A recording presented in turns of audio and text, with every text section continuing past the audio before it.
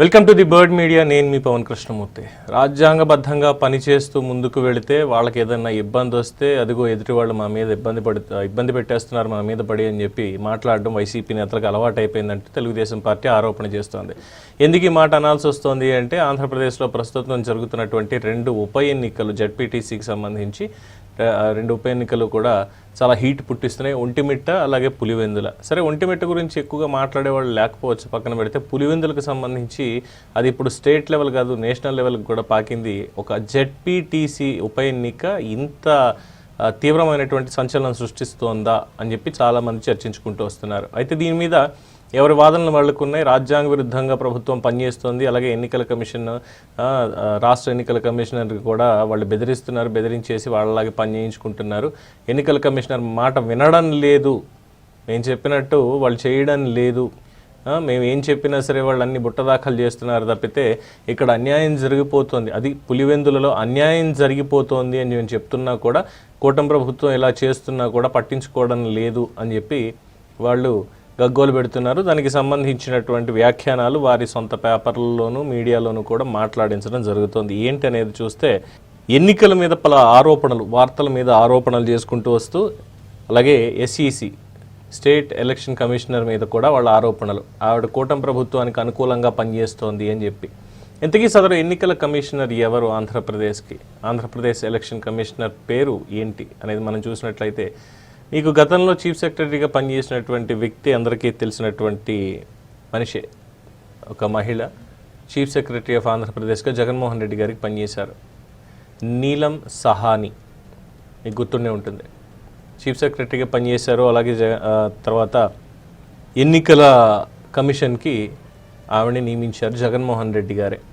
అంతకుముందు ఏం చేశారు, నిమ్మగడ్డ రమేష్ కుమార్ గారిని గవర్నర్ నియమిస్తే, రాజ్యాంగబద్ధంగా ఆయన ఎన్నికల కమిషనర్గా నియమిస్తే స్థానిక సంస్థల ఎన్నికలకు సంబంధించి నోటిఫికేషన్ ఇవ్వడంలో జాప్యం చేస్తున్నారు, లేదంటే ఉత్తర్వులు రద్దు చేస్తున్నారు, ఆయన ఇష్టం వచ్చినప్పుడే ఇస్తున్నారు, మేము సిద్ధంగా ఉన్నామా లేవా అని ఆలోచించుకోవట్లేదంటే అధికారంలో ఉండి ఆయన్ని ఎంత ఇబ్బంది పెట్టాలో అంత ఇబ్బంది పెట్టారు. ఆయన ఎంత పోరాటం చేశారో కూడా అందరికీ తెలిసినటువంటి విషయమే. ఆ తర్వాత ఆయన తప్పించి ఆయన ప్లేస్లో జస్టిస్ వి కనగరాజ్ అనేటువంటి వ్యక్తిని ఆగమేఘాల మీద తమిళనాడు నుంచి తీసుకొచ్చి ఆయనకి పదవి కూడా ఇప్పించినటువంటి సంగతి అందరికీ తెలిసింది. తర్వాత నిమ్మగడ్డ రమేష్ కుమార్ గారు న్యాయ పోరాటం చేసి స్థానిక సంస్థల ఎన్నికలు అప్పటివరకు ఇంకా పోస్ట్పోన్లోనే ఉన్నాయి, జరగలేదు. ఆయన ఎన్నిక అనేది చెల్లదు, ఆయన్ని అలా నియమించడం అనేది చెల్లదు అని చెప్పి సుప్రీంకోర్టు దాకా వెళ్ళి వాదనలు వినిపించి గవర్నర్ అనుమతితో మళ్ళీ కోర్టు ధిక్కరణ అవుతుంది. రేపటి లోపల ఆయనకి పదవిని మీరు రీఇన్స్టేట్ చేయకపోతే కోర్టు ధిక్కరణకు పాల్పడిన వాళ్ళు అవుతారు, చేసిన ప్రతి ఒక్కరిని కూడా జైల్లో పంపించాల్సి వస్తుందంటూ సుప్రీంకోర్టు చాలా గట్టిగా వార్నింగ్ ఇచ్చేసరికి గవర్నర్ కూడా ఇక విధి లేని పరిస్థితులు. అంటే గవర్నర్ ఎప్పుడు కూడా జస్ట్ నార్మల్గా ఉంటారు అంతే, ఆయన్ని గవర్నర్ పదవికి పెద్దంత వాల్యూ లేదు అనేది అందరికీ తెలిసినటువంటి విషయమే. కేవలం ఒక అధికారాన్ని ఆపాదించి కాస్త ఒక ఇంటి పెద్దగా, ఆ రాష్ట్రానికి పెద్దగా నియమించడం తప్పితే పెద్దంత చేసేదేం లేదు. ఆయన ప్రభుత్వం ఏం చెప్తే బేసిక్గా అది చేయాలి తప్ప ఆయన ఓన్ డిస్క్రిప్షన్ అనేది మాత్రం ఇందులో ఏమీ లేదని అందరికీ తెలిసిందే.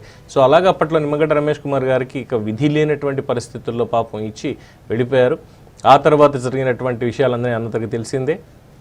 ఏకగ్రీవంగా ఎన్ని పంచాయతీలు, ఎన్ని ఎంపీటీసీలు, ఎన్ని జడ్పీటీసీలు ఏకగ్రీవాలైపోయాయి. అలాగే దొంగ ఓట్లు ఏ విధంగా ఇచ్చేశారు, ఎంతమందిని భయపెట్టారు, నామినేషన్లు వేయకుండా ఎన్ని ఆపారు అనేది కూడా అందరికీ తెలిసినటువంటి విషయమే ఆ రోజు ఉన్నటువంటి పరిస్థితులు. అప్పుడే గత తోట చంద్రయ్య, ఆ తర్వాత లేదంటే ఇంకో తాత ఎవరో తొడగొట్టి చేసినటువంటి పని, నా నామినేషన్ని మీరు ఇలా చేస్తారా అని చెప్పి, ఆయన పేరు గుర్తురావట్లేదు. ఎనీవే, సో అలాగా అయింది. అలాగే జనసేన నేతల మీద నెల్లూరు కావచ్చు, కర్నూలు కావచ్చు, అనేక చోట్ల వాళ్ళ మీద దాడులు జరిగాయి, హత్యాయత్నాలు జరిగాయి, నామినేషన్ పేపర్లు గుంజుకున్నారు, కిడ్నాప్ చేశారు చాలామందిని. అప్పుడే హెబియస్ కార్పస్ పిటిషన్స్ కూడా ఫైల్ అవ్వడం జరిగింది ఈ ఎన్నికల నేపథ్యంలోనే. సరే, ఇదంతా అయిపోయింది. నిమ్మగడ్డ రమేష్ కుమార్ రాజ్యాంగబద్ధంగానే పూర్తి స్థాయిలో పనిచేశారు, చాలా కఠినంగా వ్యవహరించారని చెప్పాలి. తనదైనటువంటి ముద్ర వేశారు. అలాగే అందరి దగ్గర కూడా లేదు నిమ్మగడ్డ రమేష్ కుమార్ నిజాయితీగా పనిచేశాడు అనేటువంటి పేరు ఆయన ఆ రోజు పొందడం జరిగింది. సో ఇంకా టైం దగ్గర పడింది, ఆయన పదవీ కాలం అయిపోతుంది అనగానే తనకి నమ్మిన బంటులా పనిచేసినటువంటి నీలం సహాని గారిని చీఫ్ సెక్రటరీగా పనిచేసినటువంటి కాలంలో కావచ్చు, మిగతా సమయంలో కావచ్చు, అత్యంత అనుకూలంగా ఉన్నారు, మనకి పనిచేశారని చెప్పి ఆవిడని తీసుకెళ్ళి, మన మనిషి అయితే సరిపోతుంది అనుకున్నట్టుగా తీసుకెళ్ళి ఆవిడని రికమెండ్ చేసి నియామకం చేసేశారు. ఇప్పుడు వచ్చి ఇక్కడ ఈ ఉప ఎన్నికకు సంబంధించి జడ్పీటీసీది మొత్తం వైఎస్ఆర్సీపీ నేతలు, మంత్రులు, మాజీ మంత్రులుగా పనిచేసినటువంటి వాళ్ళు, ఎమ్మెల్యేలు ఎవరైతే ఉన్నారో ప్రతి ఒక్కళ్ళు అక్కడికి వెళ్ళి మాకు ఓటేయండి, ఇక్కడ ఓటేయండి, ఇక్కడ ఓటేయండి అంటే జగన్మోహన్ రెడ్డి గారు, అవినాష్ రెడ్డి ఎక్కడ తిరగట్లా. మిగతా నేతలు కేతిరెడ్డి కానీ, గోరంట్ల మాధవ్ కానీ, అంబటి రాంబాబు కానీ, రోజా కానీ, మిగతా వాళ్ళు కానీ వీళ్ళందరూ పులివెందులు వెళ్ళి అక్కడ ప్రచారం చేసుకుంటూ వస్తున్నారంటే ఆల్మోస్ట్ స్టేట్లో ఉన్నటువంటి వైసీపీ నేతల్లో సగం మంది పులివెందుల్లోనే అక్కడ ప్రచారానికి వాళ్ళు వెళ్తున్నారు.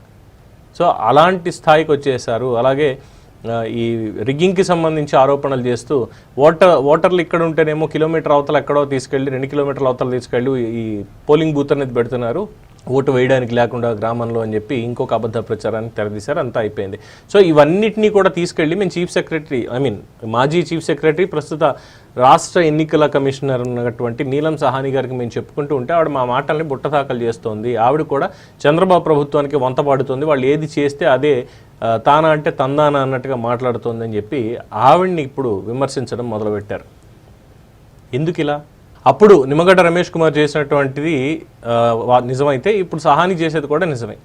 ఆ రోజు ఆయన తప్పు చేశారని వాళ్ళు భావిస్తే ఈ రోజు ఈవిడ చేసేది తప్పే. ఆ రోజు ఆయన చేసింది ఒప్పు అయితే ఈ రోజు ఈవిడ చేసేది కూడా ఒప్పే. అంతే తప్ప ఇక్కడ ఉద్దేశాలు ఆపాదించేసి లేదంటే కులాలు ఆపాదించేసి, ఇన్ఫ్యాక్ట్ ఆవిడ ఆ సామాజిక వర్గం కాదు కాబట్టి ఆగారేమో, లేదంటే ఈ పార్టీకి వెనకాల తోక అనేది పెట్టేసి దాని మీద కూడా ప్రచారం చేసేవాళ్ళేమో వైసీపీ నేతలు అని చెప్పి తెలుగుదేశం పార్టీ వాళ్ళు ఆరోపణలు గట్టిగా బలంగానే చేస్తున్నారు. అలాగే జడ్పీటీసీ ఎన్నికలకు సంబంధించి చాలా హోరాహోరీగానే సిచ్యువేషన్ నడుస్తోంది. వైసీపీ క్యాంప్లో కాస్త టెన్షన్ వాతావరణం అనేది చాలా గట్టిగా కనిపిస్తోంది అని చెప్పి చెప్తున్నారు. సో నీలం సహాని మొద్దు నిద్ర ఉంది పులివెందుల జడ్పీటీసీ ఎన్నికల్లో, అలాగే చేతులు ఎత్తేసింది అంటూ వాళ్ళ మీడియాలో ఇదంతా కూడా ఈ విమర్శ చేసుకుంటూ వస్తున్నారు. ఒక రాజ్యాంగబద్ధ పదవిలో ఉన్నటువంటి రాష్ట్ర ఎన్నికల కమిషనర్ మీద ఆనాడు ప్రత్యర్థి అన్నటువంటి ముద్రతో వేశారు. ఈసారి మనం పెట్టిన వాళ్ళమే కదా, మన కింద ఎందుకు పనిచేయరు అనేటువంటి దాంతో ఇలా బెదిరింపులకు పాల్పడుతున్నారు, ఇలాంటి వ్యక్తిత్వ హననానికి పాల్పడుతున్నారు అనేది చాలామంది విశ్లేషకుల అభిప్రాయం. మరి మీరేమంటారు? జగన్మోహన్ రెడ్డి గారి చేత నియమించబడినటువంటి రాష్ట్ర ఎన్నికల అధికారి నీలం సహాని మీద వాళ్ళు చేస్తున్నటువంటి ఆరోపణలు నిజమా, అబద్ధమా? మీ అభిప్రాయాన్ని కామెంట్స్ రూపంలో తెలియజేయండి. చూస్తూనే ఉండండి ది బర్డ్ మీడియా.